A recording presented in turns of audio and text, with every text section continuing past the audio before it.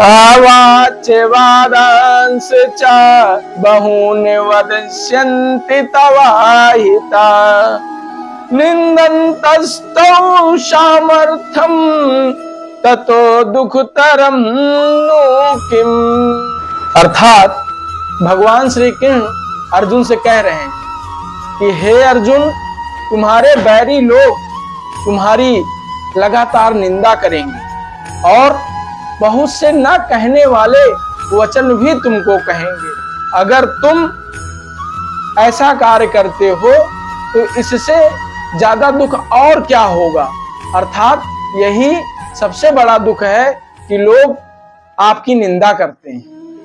हतो वा प्राप्यसि स्वर्गम जित्वा वा भोक्ष्यसे महीम् तस्मादुत्तिष्ठ कौन्तेय युद्धाय कृत निश्चया। ये हे अर्जुन, अगर इस युद्ध में आप मारे जाते हो तो स्वर्ग को प्राप्त करोगे और यदि तुम इस युद्ध में विजयी होते हो तो इस वसुंधरा पर राज करोगे। इसलिए हे अर्जुन, उठो और दृढ़ प्रतिज्ञ होकर के इस युद्ध को करने का निश्चय करो और अपने आप को मजबूत बनाने का प्रयास करो। सुख दुखे शमे कृत्वा लाभालाभो जया जयो यथा युद्धाय युधस्सु नैवं पापम वापस्यसि। अर्थात वासुदेव अर्जुन से कहते हैं कि हे कौन्ते, सुख दुख लाभ हानि जय पराजय सबको एक जैसा समझकर आप युद्ध के लिए तत्पर हो जाएं, खड़े हो जाएं, क्योंकि इस परिस्थिति में एक जैसा जो व्यक्ति होता है वह कभी पाप का भागीदार नहीं होता है। इसलिए तुम निसंकोच भाव से युद्ध के प्रति अग्रसर हो जाओ। ऐसा ते अभिहिता सांख्ये बुद्धिर्योगे त्विमां शृणु बुद्धया युक्तो यया पार्थ कर्म बंधन प्रहास्यसि। अर्थात हे अर्जुन, यह बुद्धि तेरे लिए ज्ञान योग के विषय में कही गई है और अब तो इसको कर्म योग के विषय में सुन।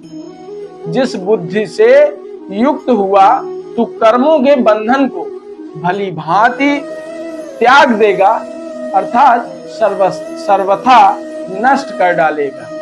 अब उसके बारे में सुनो। नेहा विक्रम नाशो अस्ति प्रत्यवायो न विद्यते स्वल्पम अपयस्य धर्मस्य त्रायते महतो भयात्।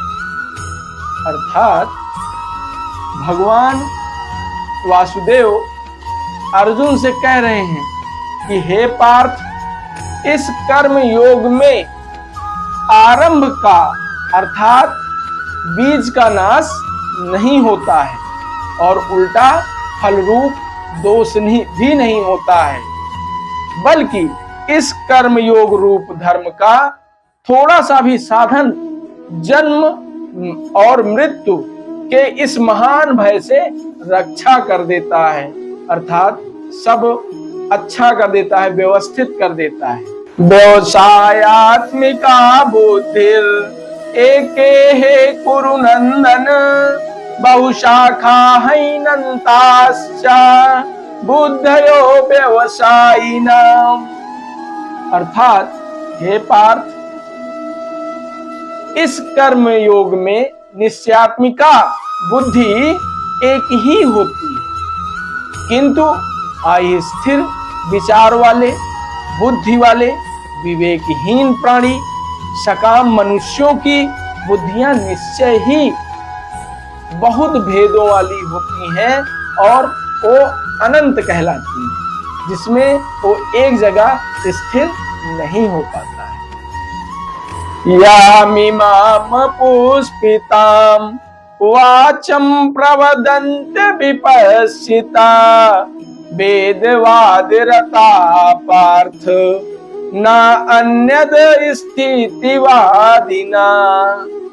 हे पार्थ, जो भोगों में तन्मय हो रहे हैं और कर्म फल के प्रशंसक वेद वाक्यों में ही प्रीति रखते हैं, जिनकी बुद्धि में स्वर्ग ही परम प्राप्य वस्तु है और जो स्वर्ग से बढ़कर दूसरी कोई वस्तु है ही नहीं, ऐसा कहने वाले हैं।